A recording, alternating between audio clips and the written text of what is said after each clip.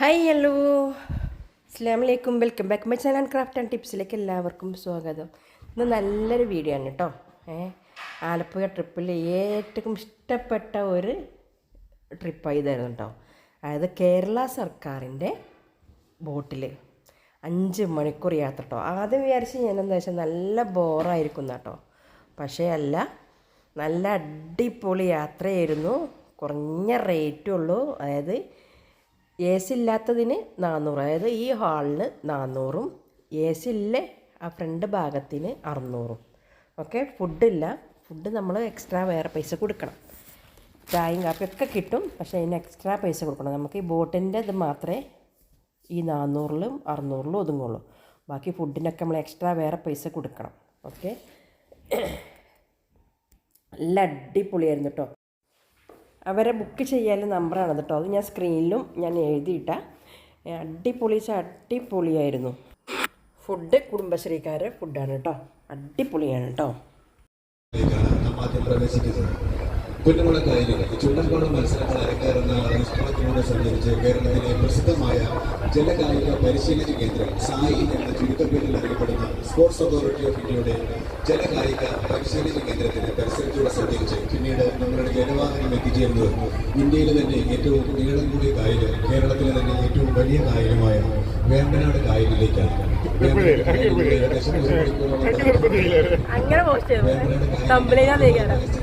സ്വാഭാവിക നദീജന്യ ദ്വീപായ പാതിരാമണൽ ദ്വീപിൽ നമ്മൾ എത്തിച്ചേരും. പാതിരാമണൽ ദ്വീപിൽ ഇറങ്ങുന്നതിനും ചുറ്റി സഞ്ചരിക്കുന്നതിനുമായി സഞ്ചാരികൾക്കായി അരമണിക്കൂർ സമയമാണ് ക്രമീകരിച്ചിരിക്കുന്നത്.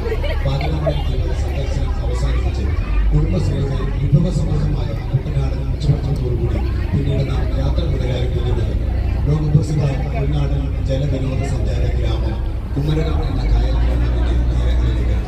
കുമരകം എന്ന കായൽ ഗ്രാമത്തിന്റെ കായൽ സൗന്ദര്യവും പ്രകൃതി സൗന്ദര്യവും ആസ്വദിച്ചു കഴിഞ്ഞതിന്റെ ആലസ്യത്തിലാണ് എന്നോട് കായലിലേക്ക് പ്രവേശിക്കുന്നത്. ഏകദേശം 4 ലക്ഷത്തോളം വള്ളംകളി ആസ്വാദകരും വിനോദസഞ്ചാരികളുമാണ് കഴിഞ്ഞ നെഹ്റു ട്രോഫി ജലമേള കാണാൻ പുന്നമട കായലിന്റെ ഇരു തീരങ്ങളിലേക്ക് എത്തുന്നത്. നമ്മളുടെ ജലവാഹനത്തിന്റെ ഇടതുഭാഗത്തെ കരകളിൽ കാണുന്ന ഈ നിർമ്മിതികൾ വള്ളംകളി ആസ്വാദകർക്ക് വള്ളംകളി കാണുന്നതിനും ആസ്വദിക്കുന്നതിനുമായി പണിതീർത്തിരിക്കുന്ന ഗാലറികളാണ്. ആലപ്പുഴയിൽ പുന്നമട കായലിലെ തീരങ്ങളിലൂടെയുള്ള സഞ്ചാരവേളയിൽ പുന്നമട കായലിൽ നെഹ്റു ട്രോഫി ജലമേള അരങ്ങാറാനുണ്ടായ ആ ചരിത്രം കൂടി അറിഞ്ഞുകൊണ്ട് നിങ്ങളുടെ യാത്ര തുടരുക. അതായത് ഇന്ത്യയുടെ പ്രധാനമന്ത്രിയായിരുന്ന ജവഹർലാൽ നെഹ്റു തന്റെ കേരള സന്ദർശനത്തിൽ കോട്ടയത്ത് നിന്ന് ആലപ്പുഴയിലേക്ക് ജലമാർഗം സഞ്ചരിച്ചാണ് എത്തിച്ചേർന്നത്. കേരളത്തിന്റെ കായൽ സൗന്ദര്യവും പ്രകൃതി സൗന്ദര്യവും ആസ്വദിച്ചുകൊണ്ട് ആലപ്പുഴയിൽ എത്തിച്ചേർന്ന ജവഹർലാൽ നെഹ്റുവിനെ അന്ന് തദ്ദേശവാസികൾ സ്വീകരിച്ചത് ചുണ്ടൻവെള്ള മത്സരത്തോടു കൂടിയായിരുന്നു. ജവഹർലാൽ നെഹ്റു തന്റെ സ്വന്തം കൈയോടെ കൂടി റേസ് ആരംഭിക്കുന്നത്. അതോടൊപ്പം തന്നെ ഈ പാലത്തിന്റെ പ്രത്യേകത എന്ന് പറയുന്നത് ഈ പാലത്തിന് 55 മീറ്റർ നീളമുണ്ടെന്നതിന് മധ്യഭാഗത്തുള്ള തോടുകളില്ല എന്നൊരു എഞ്ചിനീയറിംഗ് വൈവിധ്യം നമുക്ക് കാണാൻ സാധിക്കും. ഇങ്ങനെ തോട് ഇല്ലാത്തൊരു പാലം നിർമ്മിക്കാൻ കാരണം എന്ന് പറയുന്നത് നെഹ്റു ട്രോഫി ജലമേള, പ്രസിദ്ധമായ ആ നെഹ്റു ട്രോഫി ജലമേളയ്ക്ക് വിഘാതം സൃഷ്ടിക്കുന്ന ഒരു നിർമ്മിതി ഉണ്ടാകാതിരിക്കാൻ വേണ്ടിയാണ് ഇത്തരം ഒരു നൂതന ഭവന നിർമ്മാണ രീതി ആരംഭിച്ചിരിക്കുന്നത്. അത് കാണാനുള്ള അവസരവും എല്ലാ പ്രിയപ്പെട്ട സഞ്ചാരികളും പൂർത്തിയാക്കുക. ഒരാഴ്ച മുമ്പ് മാത്രമാണ് പാലത്തിന് ഉദ്ഘാടനം കഴിഞ്ഞത്. ആ എഞ്ചിനീയറിംഗ് വൈദ്യുതി കാണാനുള്ള അവസരവും എല്ലാ സഞ്ചാരികളും പ്രയോജനപ്പെടുത്തുക. പരിശീലനം നൽകി പോരുന്നത് ഒളിമ്പിക് ഇനങ്ങളായ കനോയിങ്, കയാക്കിംഗ്, റോവിംഗ് തുടങ്ങിയ ജലകായിക ഇനങ്ങളാണ്. കഴിഞ്ഞ ദേശീയ ഗെയിംസിൽ കേരളത്തിന് വേണ്ടി മെഡൽ വാരിക്കൂട്ടിയ മുഴുവൻ കായിക താരങ്ങളും ഈ പരിശീലന കേന്ദ്രത്തിലെ കുട്ടികളായിരുന്നു. ആലപ്പുഴയിലെ പ്രസിദ്ധമായ സായി സ്പോർട്സ് കോംപ്ലക്സ് താണ്ടി നമ്മളുടെ ജലവാഹനം ഇപ്പോൾ പ്രവേശിച്ചുകൊണ്ടിരിക്കുന്നത് ഇന്ത്യയിലെ തന്നെ ഏറ്റവും നീളം കൂടിയ കായലും കേരളത്തിലെ ഏറ്റവും വലിയ കായലുമായ വേമ്പനാട് കായലിലേക്കാണ്. ആലപ്പുഴ, കോട്ടയം, എറണാകുളം ജില്ലകളിലായി 96.5 കിലോമീറ്റർ നീളത്തിലാണ് വേമ്പനാട് കായൽ വ്യാപിച്ചു കിടക്കുന്നത്. വേമ്പനാട് കായലിന്റെ ആകെ വിസ്തീർണം 2033 ചതുരശ്ര കിലോമീറ്ററാണ്. വിസ്തീർണത്തിന്റെ കാര്യത്തിൽ ആശ്ചര്യകരമായ മറ്റൊരു വസ്തുത, വേമ്പനാട് കായൽ എന്ന ജലാശയം ആലപ്പുഴ ജില്ലയേക്കാൾ വിസ്തൃതിയേറിയ ജലാശയമാണ്. ആലപ്പുഴ ജില്ലയുടെ ആകെ വിസ്തീർണം 1644 ചതുരശ്ര കിലോമീറ്റർ ആണെങ്കിൽ വേമ്പനാട് കായലിന്റെ വിസ്തീർണം 2033 ചതുരശ്ര കിലോമീറ്ററാണ്. വേമ്പനാട് കായലിനെ ഇത്രയും ജലസമ്പുഷ്ടമാക്കുന്നത് കേരളത്തിൽ തന്നെ അറിയപ്പെടുന്ന നദികളായ അച്ചൻകോവിൽ, മീനച്ചിൽ, മണിമല, മൂവാറ്റുപുഴ, പെരിയാർ, പിന്നെ പുണ്യ നദി പമ്പയും ഇത്തരം നദികളുടെ പതന സ്ഥാനം കൂടിയാണ് വേമ്പനാട് കായൽ. അതോടൊപ്പം തന്നെ വലുതും ചെറുതുമായ നിരവധി കനാലുകൾ വേമ്പനാട് കായലിൽ പതിക്കുന്നു. നിരവധി ജലജന്യ ജീവികളുടെയും ദേശാടന പക്ഷികളുടെയും ആവാസ കേന്ദ്രം കൂടിയാണ് വേമ്പനാട് കായലും അനുബന്ധ തീരപ്രദേശങ്ങളും. കേരളത്തിന്റെ ദേശീയ മത്സ്യമായ കരിമീനിന്റെ പ്രധാനപ്പെട്ട ആവാസ കേന്ദ്രം എന്ന മറ്റൊരു പ്രത്യേകത കൂടി വേമ്പനാട് കായലിനുണ്ട്. വേമ്പനാട് കായലിന്റെ ജൈവ പ്രാധാന്യം കണക്കിലെടുത്ത് ഭാരത സർക്കാർ പ്രത്യേക ജൈവ സംരക്ഷണ മേഖലയായ റംസർ സൈറ്റായി പരിപാലിച്ചു വരുന്ന ഇന്ത്യയിലെ തന്നെ പ്രസിദ്ധമായ തണ്ണീർത്തട മേഖല കൂടിയാണ് വേമ്പനാട് കായൽ.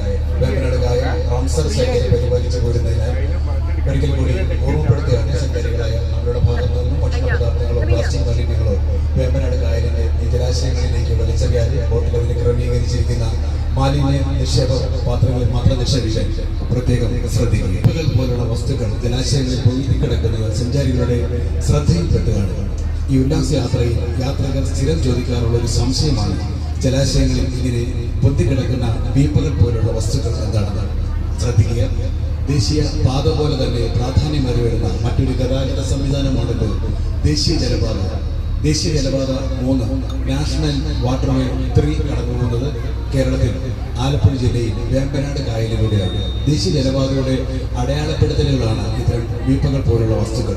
രാത്രികാലങ്ങളിൽ ഇവ പ്രകാശിക്കുകയും രാത്രികാല ജലയാത്രികർക്ക് വഴികാട്ടിയായി പ്രവർത്തിക്കുകയും ചെയ്യുന്നു. അതോടൊപ്പം തന്നെ ദീർഘദൂര ജലയാത്രികർ തങ്ങളുടെ ജലവാഹനങ്ങൾ സുരക്ഷിതമായി യാത്രയ്ക്കായി നിയന്ത്രിച്ചു കൊണ്ടുപോകുന്ന ഇത്തരം അടയാളപ്പെടുത്തലുകൾ, അതായത് ലൈഫ് ബോയ എന്ന ഔദ്യോഗിക നാമത്തിൽ അറിയപ്പെടുന്ന ഇവയെ ലക്ഷ്യം വെച്ചുകൊണ്ടാണ് നിലവിൽ ദേശീയ ജലപാത കൊല്ലം മുതൽ കോട്ടപ്പുറം വരെ ആണെങ്കിലും വരുന്ന 3 വർഷത്തിനുള്ളിൽ തിരുവനന്തപുരം കോവളം മുതൽ കാസർഗോഡ് ബേക്കൽ വരെ ദേശീയ ജലപാത നീട്ടുന്നതിനുള്ള ത്വരിത പ്രവർത്തനങ്ങൾ കേന്ദ്ര സംസ്ഥാന സർക്കാരുകൾ സംയുക്തമായി നടപ്പിലാക്കിക്കൊണ്ടിരിക്കുകയാണ്. ഒരുപക്ഷെ 2029 ആണ്ടോടുകൂടി തിരുവനന്തപുരം കോവളം മുതൽ കാസർഗോഡ് ബേക്കൽ വരെ ഒരു ജലസഞ്ചാരം നമ്മൾക്ക് സാധ്യമായേക്കാം.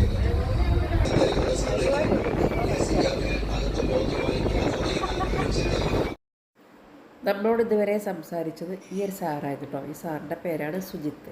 ഓക്കെ, അപ്പോൾ നമ്മൾ ഇതിൻ്റെ മുൻവശം ഒന്ന് കാണാൻ പോവുകയാണ്. കാരണം ഈ ഭാഗം എ സി ഉള്ള ഭാഗമാണ് കേട്ടോ. അപ്പോൾ അതിന് 600 ചാർജ്. അപ്പോൾ മറ്റുള്ളവർക്ക് 400 ആൾക്കാർക്കും ഇവിടെ വന്നുകൊണ്ട് ഫോട്ടോയും വീഡിയോസും ഒക്കെ എടുക്കാം കേട്ടോ. കുറച്ച് സമയം ഈ മുൻഭാഗത്തൊക്കെ വന്നുകൊണ്ട് ഇങ്ങനെ കാണാനും ഇതിലൊക്കെ അതിൽ സമ്മതിക്കുന്നുണ്ട് കേട്ടോ. അപ്പോൾ അങ്ങനെ സമ്മതിച്ചിട്ട് വന്നതാണ് നമ്മൾ. പക്ഷെ ഇതിന് നേരെ മുമ്പിൽ അവർ നിൽക്കാൻ അയക്കില്ല, കാരണം അതിൻ്റെ ഡ്രൈവർക്ക് മുന്നിൽ കാണണം. അപ്പോൾ ഇതാ അടിപൊളിയായിട്ട് അതിൻ്റെ വ്യൂ. അപ്പോൾ ഇനി ഇത് മാത്രമല്ല കേട്ടോ, ഇത് ഒരുപാടുണ്ട്. അതൊക്കെ ഹിസ്റ്ററി ഈ സാറ് നമുക്ക് പറഞ്ഞു തരുന്നുണ്ട്. ഓക്കെ, ഓരോന്നിനും ഓരോ ഇത് കുറിച്ചിട്ടും വിശദമായിട്ട് ഈ ഒരു സാറ് പറഞ്ഞു തരുന്നുണ്ട്. അപ്പോൾ ആലപ്പുഴയിലേക്ക് പോകുന്നവരുണ്ടെങ്കിൽ ഹൗസ് ബോട്ടൊക്കെ എടുക്കുന്നുണ്ടെങ്കിൽ കേരള ഗവൺമെൻറ്റിൻ്റെ ഈ ഹൗസ് ബോട്ട് തന്നെ എടുക്കാൻ നോക്കുക കേട്ടോ. കാരണം നമുക്ക് മറ്റേ ഹൗസ് ബോട്ടിൻ്റെ പോയല്ല, നമ്മൾ വെറുതെ കണ്ടു പോരില്ല. അവർ എല്ലാതും വിശദീകരിച്ച് അതിൻ്റെ ഹിസ്റ്ററിയും കാര്യങ്ങളും എല്ലാം നമുക്ക് പരിചയപ്പെടുത്തി തരുന്നുണ്ട്. ഒക്കെ പരിചയപ്പെടുത്തി തന്നിട്ടാണ് അവർ. നല്ല അടിപൊളിയായിരുന്നു കേട്ടോ. ബോറടിക്കുമെന്ന് വിചാരിച്ചാൽ, പക്ഷേ ബോറടിച്ചൊന്നുമില്ല. നല്ല ഫ്രണ്ട്ലി ആയിട്ടാണ് നമ്മൾ അതായത് കേട്ടോ അവരോട് നമ്മളോട് പെരുമാറുന്നത്. അപ്പോൾ ബുക്കിംഗ് നമ്പർ ഞാൻ സ്ക്രീനിൽ ഞാൻ ഇട്ട് വെക്കാം. ഓക്കെ, 400 ഉള്ളൂ. എ സിക്കാണെങ്കിൽ 600. അപ്പോൾ പെട്ടെന്ന് സ്കിപ്പ് ചെയ്ത് പോകാൻ നിൽക്കണ്ട. ശരിക്കും എന്താ ഓരോ കാര്യങ്ങളും വിശദീകരിച്ച് പറയുന്നുണ്ട്. അപ്പോൾ അതൊക്കെ നമുക്ക് വെറുതെ നമ്മളിങ്ങനെ കാണുന്നോണ്ട് നമുക്ക് എന്താ പറയുക, അതിൻ്റെ ഭംഗി കിട്ടൂല. ശരിക്കും ഓരോ ഭാഗത്തുമ്പോഴും അതിൻ്റെ ഹിസ്റ്ററിയും പാടെ നമുക്ക് അറിയുമ്പോൾ നമുക്ക് നല്ല രസമായിരിക്കും. കാണാനും ഒക്കെ നല്ല രസമായിരിക്കും. അല്ലാതെ രസം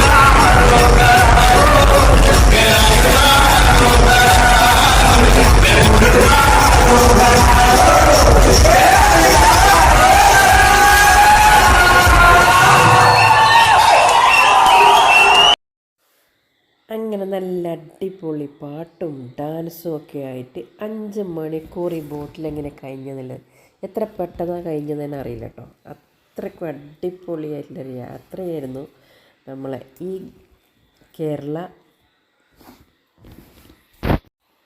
ഗവൺമെൻറ്റിൻ്റെ ഈ ബോട്ട് യാത്ര കേട്ടോ. അപ്പം വിളിക്കേണ്ട നമ്പർ അതിൽ വിളിക്കുക, ബുക്ക് ചെയ്യുക. ഓക്കെ, അടിപൊളിയാണെന്ന് വെച്ചാൽ അടിപൊളി. ഏർവാടോ അതിൽ കയറാൻ പറ്റുമോ? കേട്ടോ ഫോട്ടോക്കെ എടുക്കല്ലേ? ഇപ്പൊ കയറാൻ പറ്റുമോ?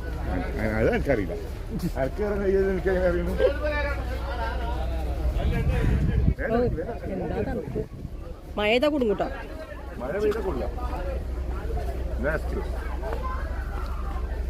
എന്താ തണുപ്പല്ലേ? തണുപ്പുണ്ട് അറിയാം.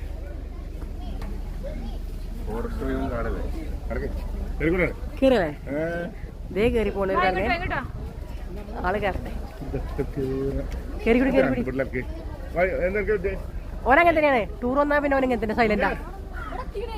അമ്മിത് കയറി ദേ പോണ് വലിഞ്ഞു കയറുന്നു. നിങ്ങള് കയറിക്കൊടി. എന്നിട്ട് ഞാൻ കയറുന്ന വീഡിയോ എടുക്കി ഒക്കെ എടുത്തോടെ.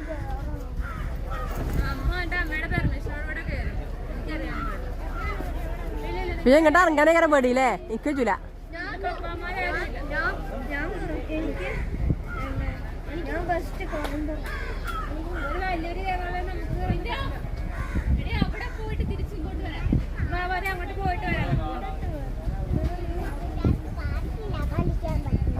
ചോദിച്ചിട്ടില്ല, ഞാൻ ഓർമ്മയുണ്ട്. വെല്ലുവിളി ഞാൻ ഏറ്റെടുക്കും, വെല്ലുവിളികൾ ഞാൻ ഏറ്റെടുക്കും എന്നറിയാം.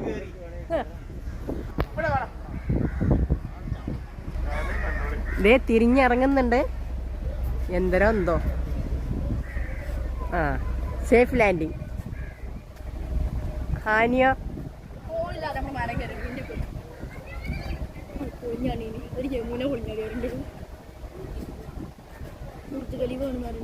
ഹാനി ഇറങ്ങി.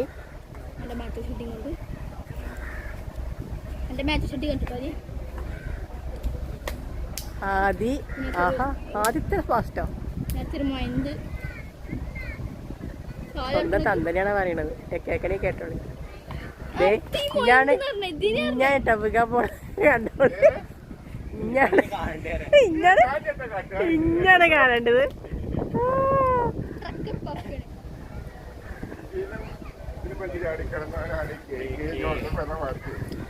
ഇപ്പൊ പെട്ടെന്നോടെ ലാൻഡ് ചെയ്യും. ഇപ്പൊ പെട്ടെന്ന് ലാൻഡ് ചെയ്യൂ. ഇല്ല, സേഫ് ആക്കി ലാൻഡ് ചെയ്തു. ശരിയാ. ഈ കാട്ടുകൂടെയൊക്കെ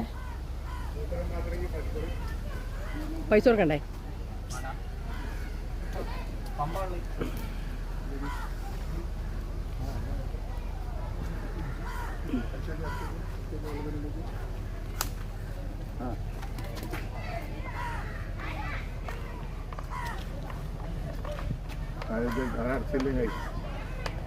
ഇത് വെള്ളല്ലോ. അത് അടിച്ചൊരു പമ്പുണ്ടാവില്ല.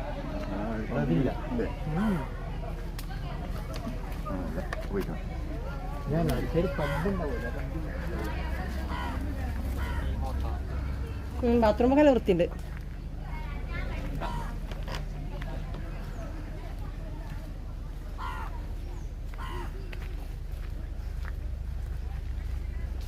എന്താണ് ഈ കാടിന് പറയാ?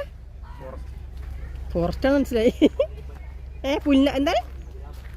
പാതിരാമയെ പാതിരാമണൽ. ആഹാ, വള്ളി ആന്ന് പേടിയാവാ.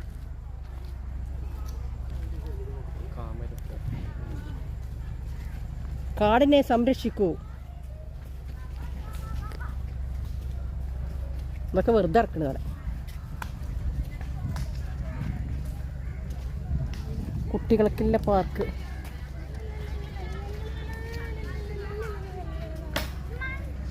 ഊഞ്ഞാലാടാ, പൊട്ടിച്ചാടും. പോര് അവിടെ നാടി കുത്തിറക്കണ്ട.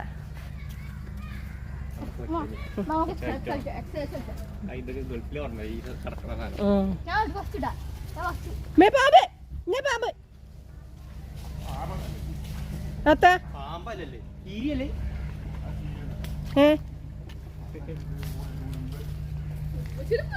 ഞാനും പേടിച്ച് പാമ്പാണ് ഇരുത്തി ആശ്വാസം പാച്ചില പോയത്. ഇതിലൊന്നും പോണ്ട, ഇതിലെ വഴിയില്ലാവുന്നുണ്ട്. എത്രയൊക്കെ ചാടിപ്പോയത്? ഉടുമ്പാ ഉടുമ്പ് ഉപദ്രവിക്കും. ഉടുമ്പ് തിന്നാണ്ടല്ലേ ഉടുമ്പ് കടിച്ചു നിങ്ങൾ ഇതുവരെ ന്യൂസ് നിങ്ങൾ ഇതിൽ ഉടുമ്പുണ്ടിട്ടാ. ഉടുമ്പാണ് പോയത്. പാമ്പ് അങ്ങനെ ഓടും സ്പീഡില്.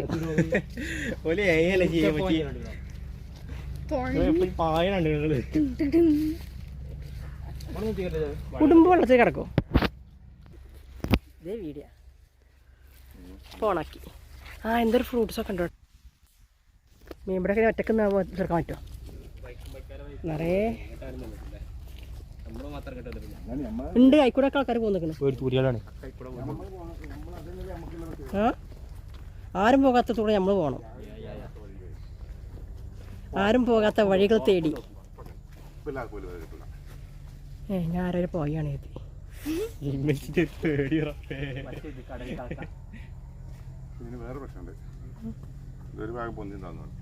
കെട്ടിച്ചിടയില്ലല്ലേ? കെട്ടിയല്ല മരം അങ്ങനെയാണ്. അതുണ്ട്.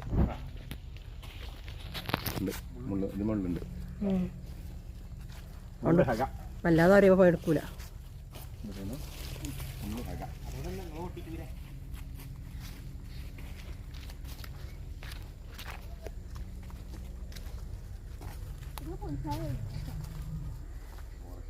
മൂത്രക്കാൻ മുട്ടുണ്ട്.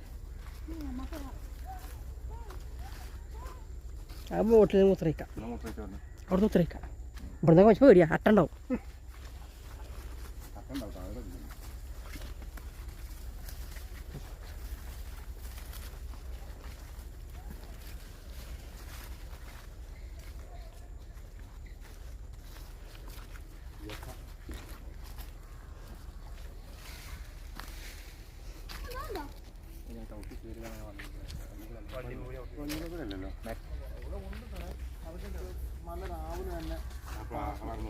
സന്ധി കഴിഞ്ഞാൽ വന്ന് ചേക്കാറൊക്കെ. എങ്കിലും ഈ എങ്കിലും ഈ പറയത്തക്ക രീതിയിലുള്ള സാധനമൊന്നും ഇപ്പൊ വരുന്നില്ല. ദേശാടന പക്ഷികൾ കുറവാണ് പൊതുവെ. ശരി, നടന്നിട്ട് സാറേ ഒരു 130. ഓക്കെ.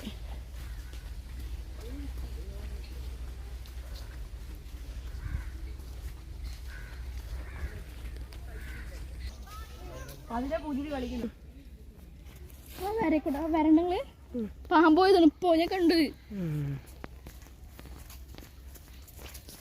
പാമ്പ കണ്ടാവും മീനിലോണ്ടേ.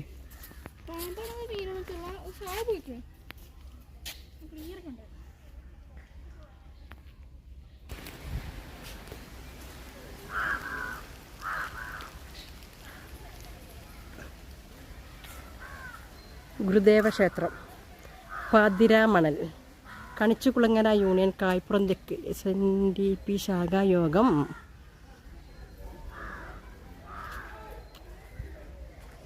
അവിടെത്താ അത് പാർക്കാ. നമുക്ക് തിരിച്ചു കിടക്കാനൊക്കെ ഉണ്ടോ? 1:30 എടുക്കാൻ പറഞ്ഞു. എത്രയോ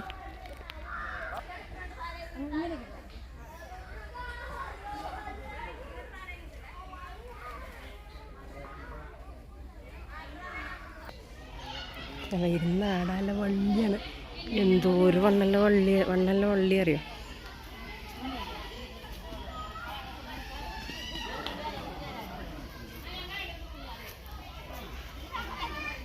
ഇരുന്ന ആട. പക്ഷെ നമുക്ക് ചവിട്ടിയിട്ട് ചളിയാക്കിയിട്ടുണ്ട്. മണലുണ്ട്.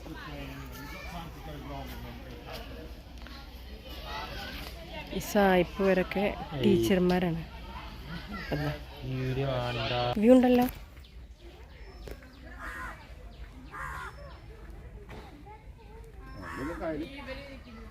ഒരു ജാതി ഒരു മതം.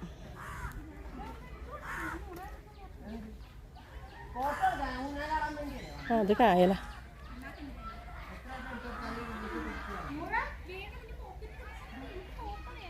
ഇവിടെ കൊടിയൊക്കെ ഉയർത്തുന്നുണ്ട്. SNDP.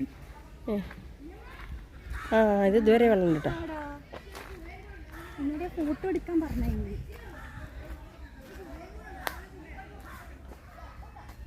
ഇതുവരെ വെള്ളമുണ്ട്.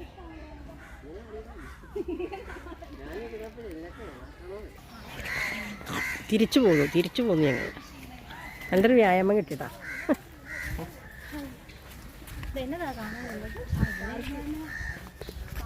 മൂന്ന് മക്കളും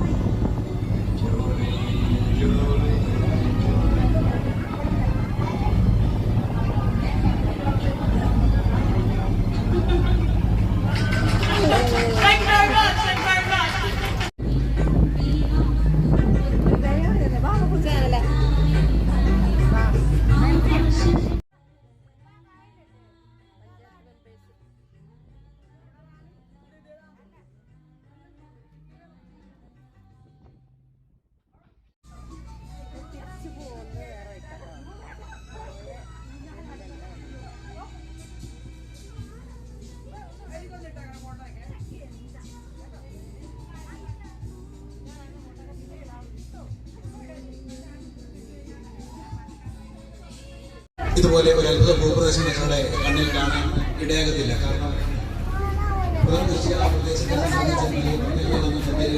സാധിക്കത്തില്ലെങ്കിലും ആ പ്രദേശത്തിന്റെ പ്രത്യേകത വിവരിച്ചു കഴിയുമ്പോൾ സഞ്ചാരികൾക്ക് ആ അത്ഭുത ഭൂപ്രദേശത്തിന്റെ പ്രത്യേകത എന്താണെന്ന് മനസ്സിലാകും. അതായത് നമ്മളിപ്പോൾ സഞ്ചരിച്ചുകൊണ്ടിരിക്കുന്ന ഈ ജലാശയം, ജലവാഹനം, തൊട്ടടുത്ത് കാണുന്ന 6 ബ്ലോക്കുള്ള കരപ്രദേശത്തിന്റെ മുകളിൽ ജലാശയം മുകളിൽ അത്ഭുത ഭൂമി 6 ബ്ലോക്ക് കാണാൻ പറ്റുന്ന അപൂർവ അവസരം എല്ലാ പ്രിയപ്പെട്ട സഞ്ചാരികളെ പ്രയോജനപ്പെടുത്തുക. നൂറ്റാണ്ടുകൾക്ക് മുമ്പ് ഫോറത്തോളം കാർഷിക രീതി അവലംബിച്ച് കുട്ടനാട്ടിൽ നിർമ്മിക്കപ്പെട്ട കാർഷിക മേഖലയാണ് 6 ബ്ലോക്ക്.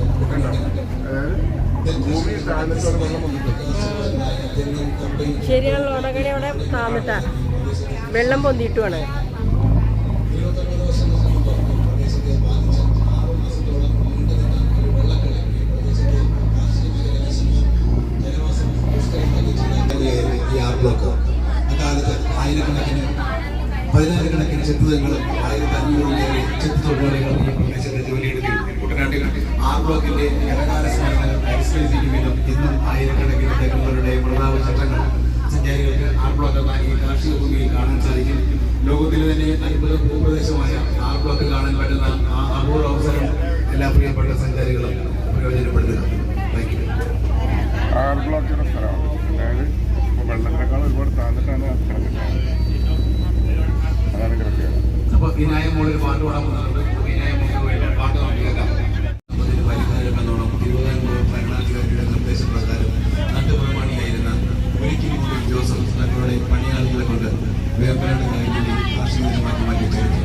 കുട്ടനാട്ടിൽ ഇന്ന് നമ്മൾ അങ്ങോളം ഇങ്ങോളം കാണുന്ന ഈ നെൽവയലുകളും കരപ്രദേശങ്ങളും മനുഷ്യത്വമാണെന്ന് പറഞ്ഞ് ഒരു പക്ഷേ പുതുതലമുറ വിശ്വസിക്കാൻ കാരണം യാതൊരുവിധ യന്ത്ര സാമഗ്രികളും ഇല്ലാതിരുന്ന കാലത്ത് മനുഷ്യപ്രയത്നം കൊണ്ട് മാത്രം നിർമ്മിച്ചെടുക്കാൻ സാധിക്കുമോ ഇത്രയും വിശാലമായ ജലാശയങ്ങളിൽ നിന്നും ആയിരക്കണക്കിന് കാർഷിക ഭൂമികളെന്ന സംശയം സ്വാഭാവികമാണ്. എന്നാൽ കുട്ടനാട്ടിൽ നമ്മൾ ഈ കാണുന്ന മുഴുവൻ പ്രദേശങ്ങളും കാർഷിക രംഗം തികച്ചും മനുഷ്യനിർമ്മിതം തന്നെയാണ്. തിരുവിതാംകൂറിൽ മുമ്പ് നെല്ലറ എന്നറിയപ്പെട്ടിരുന്നത് ഇന്ന് തമിഴ്നാടിന്റെ ഭാഗമായ നാഞ്ചിനാട് എന്ന കാർഷിക മേഖലയായിരുന്നു. നാഞ്ചിനാട്ടിൽ ഉൽപ്പാദിപ്പിക്കാവുന്ന ധാന്യത്തിനും അധികമായി ഏകദേശം നിറവേറ്റുന്നതിലേക്കാണ് വേമ്പനാട് കായലിന്റെ ആഴം കുറഞ്ഞ ഭാഗങ്ങളിൽ നിന്നും കാർഷിക ഭൂമികൾ നിർമ്മിച്ചെടുക്കാൻ തീരുമാനിക്കുന്നത്. വേമ്പനാട് കായലിൽ നിന്ന് കാർഷിക ഭൂമികൾ നിർമ്മിച്ചെടുത്തപ്പോൾ ഓരോ കാർഷിക മേഖലകളെയും ഓരോ ബ്ലോക്കുകളാക്കിയാണ് തിരിച്ചിരുന്നത്. ഓരോ ബ്ലോക്കുകളും ഏകദേശം 500 മുതൽ 2500 ഏക്കർ വരെ വിസ്തൃതി ഉണ്ടായിരുന്നു. വേമ്പനാട് കായലിൽ നിന്നും കാർഷിക ഭൂമികൾ നിർമ്മിച്ചെടുക്കുന്നതിലേക്കായി അക്കാലത്ത് നിരവധി കർഷകരെയും കർഷക തൊഴിലാളികളെയും വേമ്പനാട് കായലിന്റെയും ഈ ഓരങ്ങളിൽ കൊണ്ടുവന്ന് പാർപ്പിച്ചിരുന്നു. വിവിധ തരത്തിൽപ്പെട്ട വിശ്വാസികളായിരുന്ന കർഷകരുടെയും കർഷക തൊഴിലാളികളുടെയും വിശ്വാസം സംരക്ഷിക്കുന്നതിലേക്കായി തിരുവിതാംകൂർ മഹാരാജാവ് ശ്രീ ചിത്തിര തിരുനാൾ നിർദ്ദേശിക്കപ്പെട്ട് ശ്രീ ജോസഫ് ഒരിക്കനാൽ നിർമ്മിക്കപ്പെട്ട കേരളത്തിലെ പ്രസിദ്ധമായ വേമ്പനാട് കായലിനെ സ്ഥിതി ചെയ്യുന്ന ചിത്തിരപ്പള്ളിയാണ് നമ്മുടെ ജലവാഹനത്തിന്റെ മുൻഭാഗത്ത് വലതുഭാഗത്തായി കാണുന്ന ഈ ആരാധനാലയം. ആലപ്പുഴയിൽ മതസൗഹാർദ്ദത്തിന്റെ നിത്യസ്മാരകമായി ഇന്നും ഈ ചിത്തിരപ്പള്ളി വേമ്പനാട് കായലിന്റെ ഓരത്തായി സ്ഥിതി ചെയ്യുന്നു.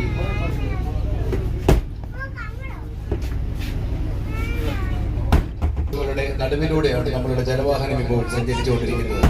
നമ്മളിപ്പോൾ സഞ്ചരിച്ചുകൊണ്ടിരിക്കുന്ന ജലവാഹനത്തിന്റെ വലതു ഭാഗത്ത് കാണുന്ന കാർഷിക മേഖലയെ ചിത്തിരക്കായലെന്ന്, മുൻഭാഗത്ത് വലതു ഭാഗത്ത് കാണുന്ന കാർഷിക മേഖലയെ റാണിക്കായലെന്ന്, മുൻഭാഗത്ത് ഇടതു ഭാഗത്ത് കാണുന്ന കാർഷിക മേഖലയെ മാർത്താണ്ഡം കായൽ എന്ന പേരിലുമാണ് അറിയപ്പെടുന്നത്. ഈ 3 കാർഷിക ഭൂമികളുടെയും പേരിനൊപ്പം കായൽ എന്ന പദം വരാനുണ്ടായ കാരണം കായലിൽ നിന്നും നിർമ്മിക്കപ്പെട്ട കാർഷിക ഭൂമികളായതുകൊണ്ട് മാത്രമാണ്. അതോടൊപ്പം തന്നെ ഈ 3 കാർഷിക ഭൂമികളുടെ പേരുകളുണ്ടായ മറ്റൊരു സാമ്യത, ഈ 3 കാർഷിക ഭൂമികളുടെ പേരുകൾ തിരുവിതാംകൂർ ഭരണാധികാരികളുടെ പേരുകളുമായി ബന്ധപ്പെട്ടിരിക്കുന്നു. റാണി, ചിത്തിര, മാർത്താണ്ഡം. കുട്ടനാട്ടിലെ കാർഷിക രീതിക്കുമുണ്ട് മറ്റൊരു വ്യത്യസ്തത. ഓപ്പോസിറ്റ് ഇറിഗേഷൻ, വിപരീത ജലസേചന രീതി അവലംബിച്ച് കൃഷി ചെയ്യുന്ന ലോകത്തിലെ തന്നെ ഒരേ ഒരു കാർഷിക മേഖല കൂടിയാണ് ഈ കുട്ടനാട്. ഓപ്പോസിറ്റ് ഇറിഗേഷൻ എന്നുകൊണ്ട് ഉദ്ദേശിക്കുന്നത് മറ്റേത് കാർഷിക ഭൂമിയിലേക്കും ആവശ്യത്തിന് വേണ്ട ജലം കാർഷിക ഭൂമിക്ക് പുറത്തുനിന്ന് കാർഷിക ഭൂമിയിലേക്കാണ് പമ്പ് ചെയ്യുന്നതെങ്കിൽ ലോകത്ത് കുട്ടനാട്ടിൽ മാത്രമാണ് കാർഷിക ഭൂമിയിൽ നിന്ന് പുറത്തേക്ക് ജലം പമ്പ് ചെയ്ത് കൃഷിക്ക് വേണ്ടി ക്രമീകരിച്ചെടുക്കുന്ന ലോകത്തിലെ തന്നെ ഒരേ ഒരു കാർഷിക മേഖല. 1957 വരെ 3-4 ജന്മികളുടെ മാത്രം ഉടമസ്ഥതയിലായിരുന്ന ഈ കാർഷിക ഭൂമികൾ 1957 ജനാധിപത്യ പ്രക്രിയയിലൂടെ അധികാരത്തിലെത്തിയ EMS സർക്കാർ ഭൂപരിഷ്കരണ നിയമം കൊണ്ടുവരികയും അന്ന് വരെ അടിമതുല്യമായി ജീവിച്ചിരുന്ന കർഷകർക്കും കർഷക തൊഴിലാളികൾക്കുമായി ഈ കാർഷിക ഭൂമികൾ മുഴുവൻ പിടിച്ചെടുത്ത് വീതിച്ച് നൽകിയ ചരിത്രവുമാണ് കുട്ടനാടിന് പറയാനുള്ളത്. നമ്മൾ പോയും വയലെല്ലാം നമ്മുടേതാകുന്ന ഒരു കാലത്ത് കേരളക്കരയാകെ ഏറ്റുപാടിയ ആ പ്രസിദ്ധമായ ഗാനം കുട്ടനാട്ടിലെ ഈ ചരിത്ര സംഭവവുമായി ബന്ധപ്പെട്ടിരിക്കുന്നു. ഇന്നും കുട്ടനാട്ടിലെ ഈ വിശാലമായ നെൽവയലുകളുടെ ഉടമകൾ കർഷകരും കർഷക സംഘങ്ങളുമാണ്. ഒരുപക്ഷെ ഒരു മുഴുപട്ടിണിയിലേക്ക് വഴുതി വീഴാമായിരുന്ന ഈ കേരള സംസ്ഥാനത്തെ താങ്ങി നിർത്തിയ ഈ നെൽവയലുകളെ ഈ ഉല്ലാസയാത്രയിൽ നമ്മൾക്ക് നന്ദിയോടെ സ്മരിക്കാം. Thank U.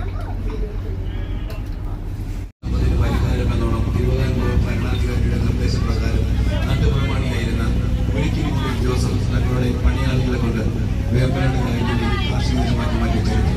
കുട്ടനാട്ടിൽ ഇന്ന് നമ്മൾ അങ്ങോളം ഇങ്ങോളം കാണുന്ന ഈ നെൽവയലുകളും കരപ്രദേശങ്ങളും മനുഷ്യത്വമാണെന്ന് പറഞ്ഞ് ഒരു പക്ഷേ പുതുതരം കാരണം യാതൊരുവിധ യന്ത്ര സാമഗ്രികളുമില്ലാതിരുന്ന കാലത്ത് മനുഷ്യപ്രയത്നം കൊണ്ട് മാത്രം നിർമ്മിച്ചെടുക്കാൻ സാധിക്കുമോ ഇത്രയും വിശാലമായ ജലാശയങ്ങളിൽ നിന്നും ആയിരക്കണക്കിന് ഏക്കർ കാർഷിക ഭൂമികളെന്ന സംശയം സ്വാഭാവികമാണ്. എന്നാൽ കുട്ടനാട്ടിൽ നമ്മൾ ഈ കാണുന്ന മുഴുവൻ കരപ്രദേശങ്ങളും കാർഷിക രംഗം തികച്ചും മനുഷ്യനിർമ്മിതം തന്നെയാണ്. തിരുവിതാംകൂറിൽ മുമ്പ് നെല്ലറ എന്നറിയപ്പെട്ടിരുന്നത് ഇന്ന് തമിഴ്നാടിന്റെ ഭാഗമായ നാഞ്ചിനാട് എന്ന കാർഷിക മേഖലയായിരുന്നു. നാഞ്ചിനാട്ടിൽ ഉൽപ്പാദിപ്പിക്കാവുന്ന ധാന്യത്തിനും അധികമായി ഏകദേശം നിറവേറ്റുന്നതിലേക്കാണ് വേമ്പനാട് കായലിന്റെ ആഴം കുറഞ്ഞ ഭാഗങ്ങളിൽ നിന്നും കാർഷിക ഭൂമികൾ നിർമ്മിച്ചെടുക്കാൻ തീരുമാനിക്കുന്നത്. വേമ്പനാട് കായലിൽ നിന്ന് കാർഷിക ഭൂമികൾ നിർമ്മിച്ചെടുത്തപ്പോൾ ഓരോ കാർഷിക മേഖലകളെയും ഓരോ ബ്ലോക്കുകളാക്കിയാണ് തിരിച്ചിരുന്നത്. ഓരോ ബ്ലോക്കുകളും ഏകദേശം 500 മുതൽ 2500 ഏക്കർ വരെ വിസ്തൃതി ഉണ്ടായിരുന്നു. വേമ്പനാട് കായലിൽ നിന്നും കാർഷിക ഭൂമികൾ നിർമ്മിച്ചെടുക്കുന്നതിലേക്കായി അക്കാലത്ത് നിരവധി കർഷകരെയും കർഷക തൊഴിലാളികളെയും വേമ്പനാട് കായലിന്റെയും ഈ ഓരങ്ങളിൽ കൊണ്ടുവന്ന് പാർപ്പിച്ചിരുന്നു. വിവിധ തരത്തിൽപ്പെട്ട വിശ്വാസികളായിരുന്ന കർഷകരുടെയും കർഷക തൊഴിലാളികളുടെയും വിശ്വാസം സംരക്ഷിക്കുന്നതിലേക്കായി തിരുവിതാംകൂർ മഹാരാജാവ് ശ്രീ ചിത്തിര തിരുനാൾ നിർദ്ദേശിക്കപ്പെട്ട് ശ്രീ ജോസഫ് ഒരിക്കനാൽ നിർമ്മിക്കപ്പെട്ട കേരളത്തിലെ പ്രസിദ്ധമായ വേമ്പനാട് കായലിനെ സ്ഥിതി ചെയ്യുന്ന ചിത്തിരപ്പള്ളിയാണ് നമ്മുടെ ജലവാഹനത്തിന്റെ മുൻഭാഗത്ത് വലതുഭാഗത്തായി കാണുന്ന ഈ ആരാധനാലയം. ആലപ്പുഴയിൽ മതസൗഹാർദ്ദത്തിന്റെ നിത്യസ്മാരകമായി ഇന്നും ഈ ചിത്തിരപ്പള്ളി വേമ്പനാട് കായലിന്റെ ഓരത്തായി സ്ഥിതി ചെയ്യുന്നു.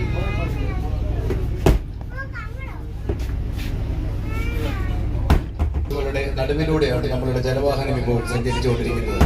നമ്മളിപ്പോൾ സഞ്ചരിച്ചുകൊണ്ടിരിക്കുന്ന ജലവാഹനത്തിന്റെ വലതുഭാഗത്ത് കാണുന്ന കാർഷിക മേഖലയെ ചിത്തിരക്കായലെന്ന്, മുൻഭാഗത്ത് വലതുഭാഗത്ത് കാണുന്ന കാർഷിക മേഖലയെ റാണിക്കായലെന്ന്, മുൻഭാഗത്ത് ഇടതുഭാഗത്ത് കാണുന്ന കാർഷിക മേഖലയെ മാർത്താണ്ഡം കായൽ എന്ന പേരിലുമാണ് അറിയപ്പെടുന്നത്. ഈ 3 കാർഷിക ഭൂമികളുടെയും പേരിനൊപ്പം കായൽ എന്ന പദം വരാനുണ്ടായ കാരണം കായലിൽ നിന്നും നിർമ്മിക്കപ്പെട്ട കാർഷിക ഭൂമികളായതുകൊണ്ട് മാത്രമാണ്. അതോടൊപ്പം തന്നെ ഈ 3 കാർഷിക ഭൂമികളുടെ പേരുകളുണ്ടായ മറ്റൊരു സാമ്യത, ഈ 3 കാർഷിക ഭൂമികളുടെ പേരുകൾ തിരുവിതാംകൂർ ഭരണാധികാരികളുടെ പേരുകളുമായി ബന്ധപ്പെട്ടിരിക്കുന്നു. റാണി, ചിത്തിര, മാർത്താണ്ഡം. കുട്ടനാട്ടിലെ കാർഷിക രീതിക്കുമുണ്ട് മറ്റൊരു വ്യത്യസ്തത. ഓപ്പോസിറ്റ് ഇറിഗേഷൻ, വിപരീത ജലസേചന രീതി അവലംബിച്ച് കൃഷി ചെയ്യുന്ന ലോകത്തിലെ തന്നെ ഒരേ ഒരു കാർഷിക മേഖല കൂടിയാണ് ഈ കുട്ടനാട്. ഓപ്പോസിറ്റ് ഇറിഗേഷൻ എന്നുകൊണ്ട് ഉദ്ദേശിക്കുന്നത് മറ്റേത് കാർഷിക ഭൂമിയിലേക്കും ആവശ്യത്തിന് വേണ്ട ജലം കാർഷിക ഭൂമിക്ക് പുറത്തുനിന്ന് കാർഷിക ഭൂമിയിലേക്കാണ് പമ്പ് ചെയ്യുന്നതെങ്കിൽ ലോകത്ത് കുട്ടനാട്ടിൽ മാത്രമാണ് കാർഷിക ഭൂമിയിൽ നിന്ന് പുറത്തേക്ക് ജലം പമ്പ് ചെയ്ത് കൃഷിക്ക് വേണ്ടി ക്രമീകരിച്ചെടുക്കുന്ന ലോകത്തിലെ തന്നെ ഒരേ ഒരു കാർഷിക മേഖല. 1957 വരെ 3-4 ജന്മികളുടെ മാത്രം ഉടമസ്ഥതയിലായിരുന്ന ഈ കാർഷിക ഭൂമികൾ 1957 ജനാധിപത്യ പ്രക്രിയയിലൂടെ അധികാരത്തിലെത്തിയ EMS സർക്കാർ ഭൂപരിഷ്കരണ നിയമം കൊണ്ടുവരികയും അന്ന് വരെ അടിമതുല്യമായി ജീവിച്ചിരുന്ന കർഷകർക്കും കർഷക തൊഴിലാളികൾക്കുമായി ഈ കാർഷിക ഭൂമികൾ മുഴുവൻ പിടിച്ചെടുത്ത് വീതിച്ച് നൽകിയ ചരിത്രവുമാണ് കുട്ടനാടിന് പറയാനുള്ളത്. നമ്മൾ പോയും വയലെല്ലാം നമ്മുടേതാകുന്ന ഒരു കാലത്ത് കേരളക്കരയാക്കി ഏറ്റുപാടിയ ആ പ്രസിദ്ധമായ ഗാനം കുട്ടനാട്ടിലെ ഈ ചരിത്ര സംഭവവുമായി ബന്ധപ്പെട്ടിരിക്കുന്നു. ഇന്നും കുട്ടനാട്ടിലെ ഈ വിശാലമായ നെൽവയലുകളുടെ ഉടമകൾ കർഷകരും കർഷക സംഘങ്ങളുമാണ്. ഒരുപക്ഷെ ഒരു മുഴുപട്ടിണിയിലേക്ക് വഴുതി വീഴാമായിരുന്ന ഈ കേരള സംസ്ഥാനത്തെ താങ്ങി നിർത്തിയ ഈ നെൽവയലുകളെ ഈ ഉല്ലാസയാത്രയിൽ നമ്മൾക്ക് നന്ദിയോടെ സ്മരിക്കാം. Thank U.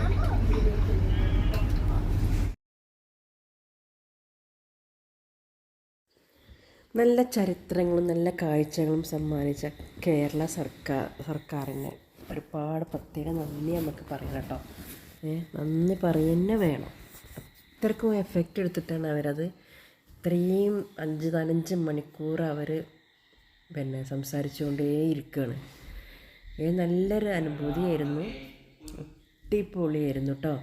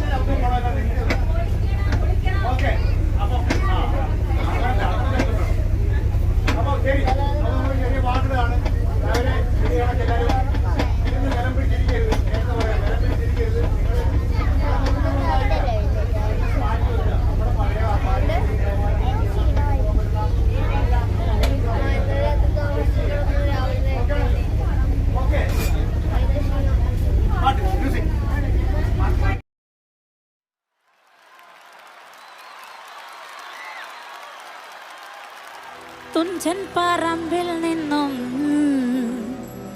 ഒരു പഞ്ചവർണ്ണ കിളി ചൊല്ലി കേൾക്കണോ പ്രിയ കൂട്ടരെ, അവൾ കൊഞ്ചി പറഞ്ഞ കഥ, അവൾ കൊഞ്ചി കൊഞ്ചി പറഞ്ഞ കഥ. ഒന്ന് കൈയടിച്ചു കൂടെ. കൈയടിക്കാൻ മടി കാണിക്കല്ലോ, ഒന്ന് അറമാതിച്ച് കൈയടിച്ച്.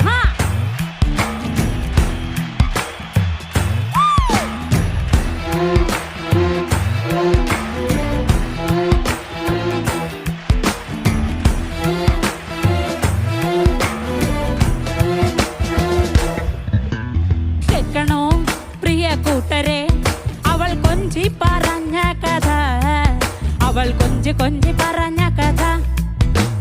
കേൾക്കണോ പ്രിയ കൂട്ടരെ, അവൾ കൊഞ്ചി പറഞ്ഞ കഥ, അവൾ കൊഞ്ചി കൊഞ്ചി പറഞ്ഞ കഥ. തുഞ്ചൻ പറമ്പിൽ നിന്നും ഒരു പഞ്ചവർണ്ണ കിളി ചൊല്ലി, തുഞ്ചൻ പറമ്പിൽ നിന്നും ഒരു പഞ്ചവർണ്ണ കിളി ചൊല്ലി. കേൾക്കണോ പ്രിയ കൂട്ടരെ, അവൾ കൊഞ്ചി പറഞ്ഞ കഥ, അവൾ കൊഞ്ചി കൊഞ്ചി പറഞ്ഞ കഥ. കേൾക്കണോ പ്രിയ കൂട്ടരെ, അവൾ കൊഞ്ചി പറഞ്ഞ കഥ, അവൾ കൊഞ്ചി കൊഞ്ചി പറഞ്ഞ കഥ. ഒന്ന് പൊളിച്ചേ, അടിച്ചു പൊളിച്ചേ കഥ.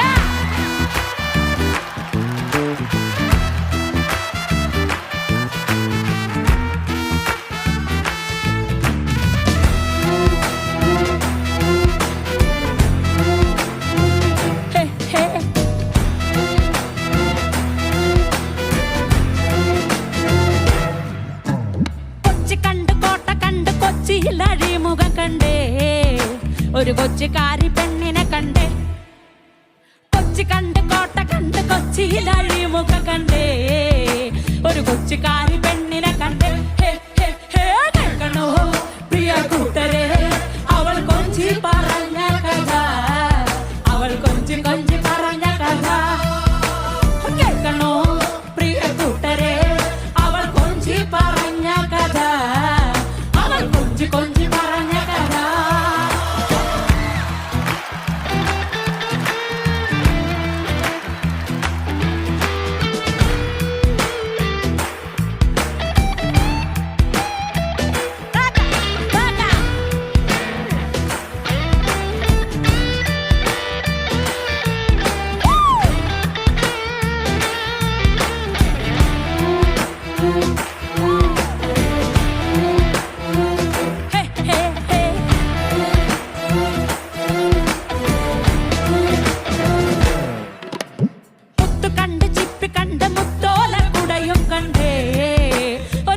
വിക്കണ പെണ്ണിനെ കണ്ടേ, മുത്ത് കണ്ട് ചിപ്പി കണ്ട് മുത്തോല കുടയും കണ്ടേ, ഒരു മുത്ത് വിക്കണ പെണ്ണിനെ കണ്ടേ.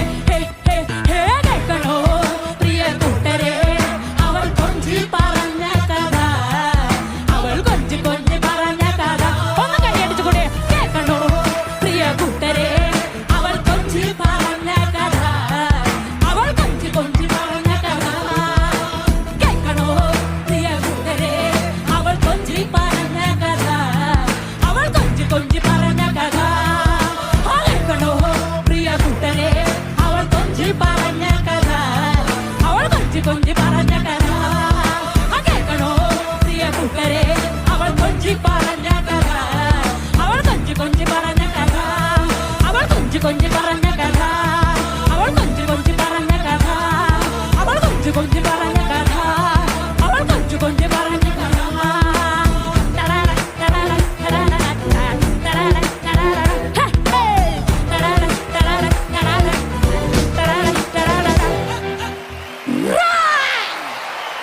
Thank you all.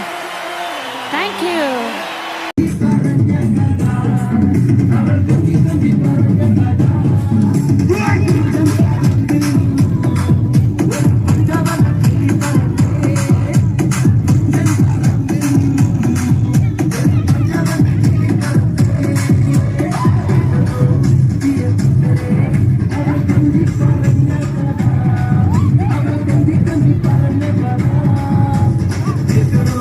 Hey!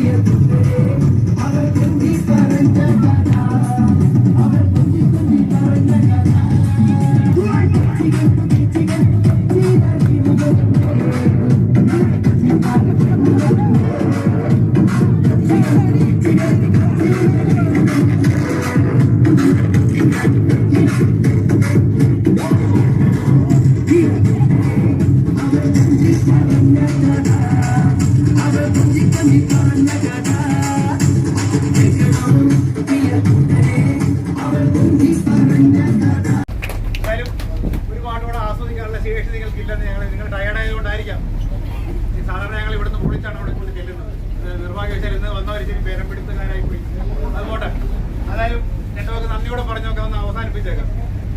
എല്ലാവരും ഇരുന്നു 2 വാക്ക് പറഞ്ഞ് നേരിട്ട് പറയാണ്. മേക്ക് എടുക്കുന്നില്ല, ഒരു അവസരം തരിക അല്ലേ? പറഞ്ഞോട്ടെ. ഓക്കെ. പ്രിയപ്പെട്ടവര്, സഞ്ചാരികളുടെ സ്വപ്നഭൂമിയും സ്വർഗഭൂമിയുമായ കുട്ടനാട് എന്ന പ്രകൃതിരമണീയമായ ഭൂമിയിലൂടെയുള്ള നിങ്ങളുടെ 5 മണിക്കൂർ യാത്ര നിങ്ങളുടെ കണ്ണിനും കാതിനും മനസ്സിനും കുളിർമയും സന്തോഷവുമാകാൻ ഇടയാക്കിയിട്ടുണ്ടെങ്കിൽ ഞങ്ങളതിൽ കൃതാർത്ഥരാണ്.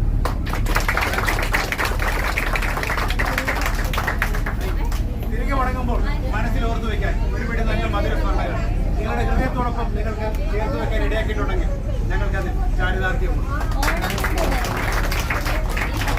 ഒരിക്കൽ കൂടി നന്ദിയുണ്ട് എല്ലാവരോടും. ഈ യാത്ര സുരക്ഷിതവും സുഗമവുമായി പര്യവസാനിപ്പിക്കാനായി ഞങ്ങളോട് സഹകരിച്ചതിന്, ഞങ്ങളുടെ ചെറിയ ചെറിയ നിർദ്ദേശങ്ങൾ പാലിച്ചതിന്, വിലയേറിയ പല അഭിപ്രായങ്ങളും ഞങ്ങളോട് രേഖപ്പെടുത്തിയതിന്, ഇതിനെല്ലാറ്റിനുപരി സംസ്ഥാന സർക്കാരിന്റെ ഈ ചെലവ് കുറഞ്ഞ വിനോദസഞ്ചാര സംരംഭം തെരഞ്ഞെടുത്ത് 5 മണിക്കൂർ സമയം ഞങ്ങളോടൊപ്പം ചെലവഴിക്കാൻ അല്ലെങ്കിൽ ഞങ്ങളെ സഹിക്കാൻ ഇവിടെ എത്തിച്ചേർന്ന നിങ്ങൾക്ക് എല്ലാവർക്കും ഒരിക്കൽ കൂടി സംസ്ഥാന സർക്കാരിന്റെ പേരിലും ജലഗതാഗത വകുപ്പിന്റെ പേരിലുള്ള അഗേതവുമായ നന്ദി അവസരത്തിൽ രേഖപ്പെടുത്തിക്കൊള്ളുന്നു.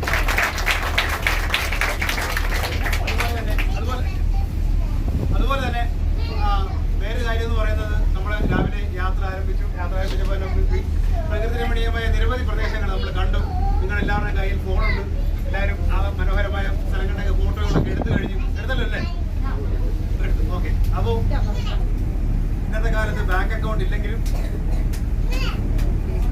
അതെ ഫേസ്ബുക്കിൽ അക്കൗണ്ട് ഉണ്ട്.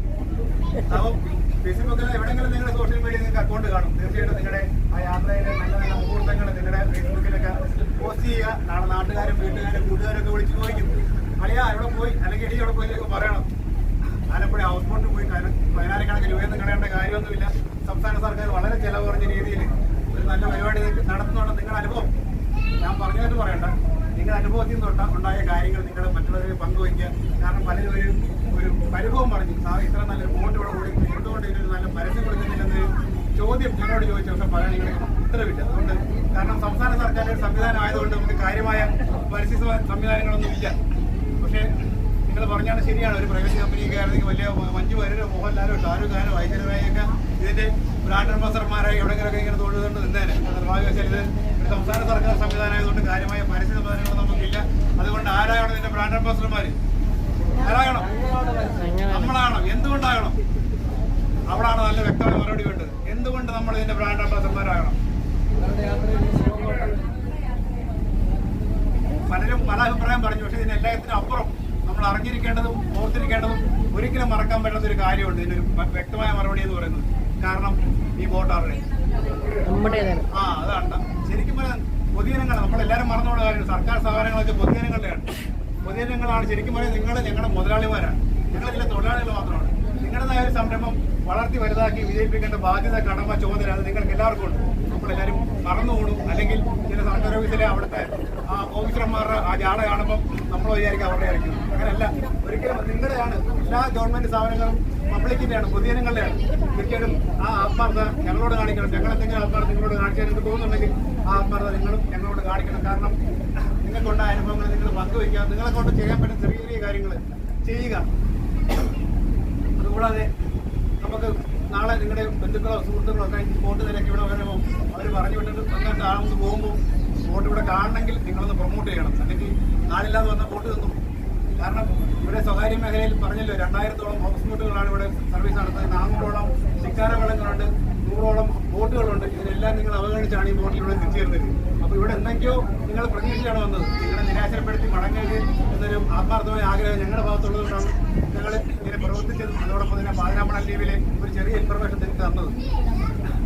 അതൊക്കെ കൊണ്ട് നിങ്ങൾ തീർച്ചയായിട്ടും നിങ്ങളുടെ അനുഭവങ്ങൾ മറ്റുള്ളവരെ പങ്കുവയ്ക്കണം. കാരണം ഒരു ബ്രാൻഡ് അംബാസഡർമാർ പരസ്യം നൽകുന്നതിനെക്കാട്ടും വലിയ കാര്യമാണ് ഒരാളുടെ ജീവിതത്തിലുണ്ടായ അനുഭവം മറ്റുള്ളവരെ പങ്കുവെക്കുമ്പോൾ. തീർച്ചയായിട്ടും നിങ്ങളുടെ അനുഭവങ്ങൾ മറ്റുള്ളവരെ പങ്കുവയ്ക്കുക. ഈ സംസ്ഥാന സർക്കാരിൻ്റെ ചിലവ് കുറഞ്ഞ സംരംഭം കൂടുതൽ ആളുകളിലേക്ക് എത്തുന്നതിലേക്ക് നിങ്ങളുടെ എല്ലാവരുടെയും സഹകരണം ആവശ്യമാണ്. അതുകൂടാതെ നമ്മുടെ യാത്ര ഇന്ന് 68 പേരാണ് യാത്രികരായിട്ടുണ്ടായിരുന്നത്. വളരെ നല്ലവരായിരുന്നു. നല്ല 2-3 ഗായകരെ കാണാൻ പറ്റി. അപ്പോൾ അവർക്കൊക്കെ നന്ദി രേഖപ്പെടുന്നത്. കാരണം ക്രിസ്റ്റിയും നമ്മുടെ ജയലക്ഷ്മി, വേദലക്ഷ്മി, പിന്നെ പ്രയ അവരൊക്കെ നല്ല മികച്ച ഗായകരായിരുന്നു. അവരുടെയൊക്കെ കൂടെ ഞങ്ങൾക്ക് യാത്ര നടത്താൻ പറ്റിയ കൂടി ഈ അവസരത്തിൽ പങ്കുവയ്ക്കുകയാണ്. അതോടൊപ്പം തന്നെ ഈ 68 പേരുടെ ജീവൻ കയ്യിലെടുത്തുകൊണ്ട് നമ്മുടെ ബോട്ടിനെ നയിക്കുന്ന ഒരു നാവികനുണ്ട്. നമ്മൾ എവിടെ പോയാലും ഡ്രൈവറൊന്നും അല്ലെങ്കിൽ പൈലറ്റ് അല്ലെങ്കിൽ ക്യാപ്റ്റൻ അവരെ മറക്കരുത്. കാരണം അവരുടെ കയ്യിലായിരുന്നു നമ്മൾ ഇത്ര നേരം നമ്മുടെ ജീവനിരുന്നത്. തീർച്ചയായിട്ടും അവരൊന്ന് പരിചയപ്പെടണ്ടേ? വേണം, തീർച്ചയായിട്ടും പരിചയപ്പെടണം. കാരണം നമ്മളെ കൊണ്ടുപോകുന്ന ആളെന്ന് അറിഞ്ഞിരിക്കണം. ഞങ്ങളുടെ പ്രിയപ്പെട്ട വിനോദണ്ണൻ എന്ന് വിളിക്കുന്ന ഞങ്ങളുടെ പ്രിയപ്പെട്ട സഹപ്രവർത്തകൻ വിനോദണ്ണനായിരുന്നു ഇതിന്റെ ക്യാപ്റ്റൻ. അദ്ദേഹത്തിന് വരുമ്പം വിളിക്കും ഒരു നല്ല കൈയടി ഉണ്ട്. ഓക്കെ, അടിക്കളയിൽ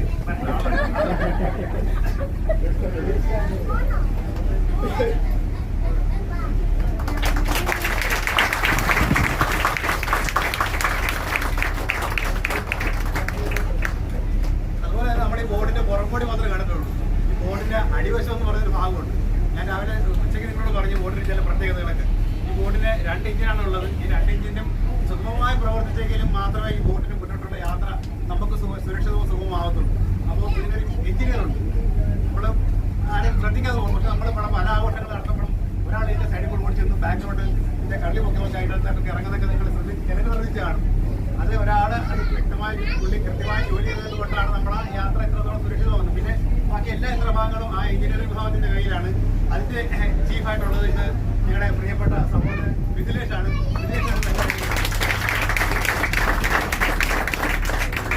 അതുപോലെ തന്നെ രാവിലെ യാത്ര തുടങ്ങിയപ്പോൾ മുതൽ എവിടെ സാറേ എന്തുകൊണ്ട് വിശേഷം എന്നൊക്കെ ചോദിച്ചിട്ട് എപ്പോഴും നിങ്ങളുടെ കുഴപ്പമുണ്ടായിരുന്ന ഗസ്റ്റ് റിലേഷനായിട്ടിരുന്ന പ്രിയപ്പെട്ട ജോഷിയും സുരാജുമായിരുന്നു. സുരാജ്. അപ്പം ആ പ്രിയപ്പെട്ട ഞങ്ങളുടെ സഹോദരന്മാരാണ്. അമ്മമാർക്ക് ഒരു നല്ല കൈയ്യടി കൊടുത്തേക്കുന്നത്. പിന്നെ യാത്ര എത്രത്തോളം സുരക്ഷിതമാണ് സുഖവുമാണ് എന്തൊക്കെയാണെന്ന് പറഞ്ഞാലും അതിലെ ഫുഡ് ഫ്ലോപ്പായ ആ യാത്ര ദുരിതമായിരിക്കും അല്ലേ? പക്ഷേ അതിന് അങ്ങനെ യാതൊരു ആശങ്കയില്ലാതെ രാവിലെ നല്ല ചായയിൽ തുടങ്ങി വിഭവസമൃദ്ധമായ ഒരു മുത്തനാട് വെച്ചുകൊണ്ടാണ് നടന്നത്. നിങ്ങളുടെ വയറും മനസ്സും നടക്കുന്നുണ്ടെങ്കിൽ അതേ തൂക്കത്തിനൊരു നല്ല കൈയ്യടി നമ്മുടെ ചേച്ചിമാർക്ക്.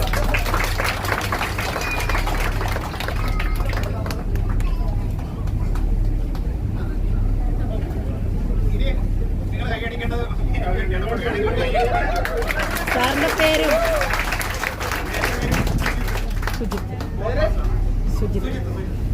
അപ്പോൾ ഞങ്ങൾ 5 പേര് വരുന്ന ബോട്ടിൽ നിങ്ങളുടെ യാത്രയ്ക്ക് ഇപ്പോൾ ഉണ്ടായിരുന്നത് ഞങ്ങളുടെ സർവീസ് എത്രത്തോളം ഇഷ്ടപ്പെട്ടെന്ന് ഞാൻ ചോദിക്കുന്നില്ല. കാരണം നിങ്ങളുടെ മുഖത്ത് ഒരു 100 മാർക്ക് എഴുതി വെച്ചിരിക്കുന്നതാണ്.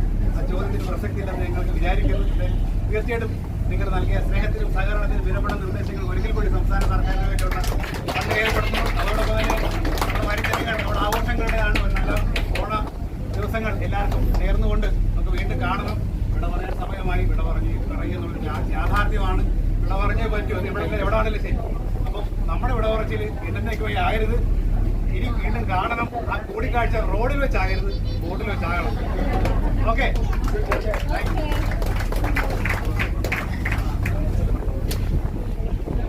It's been a fantastic day. I've never been to Alapee before, and crew of men feel very welcome. The experience has been amazing. I've done lots of things, and the food was fantastic as well. And hearing everybody sing was very lovely. So thank you very much.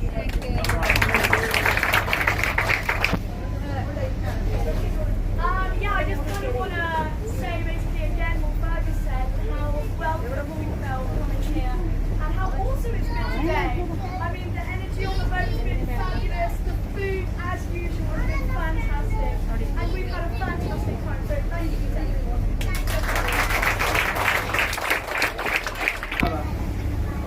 എല്ലാവരും ഇങ്ങനെ നമ്മുടെ കേരളം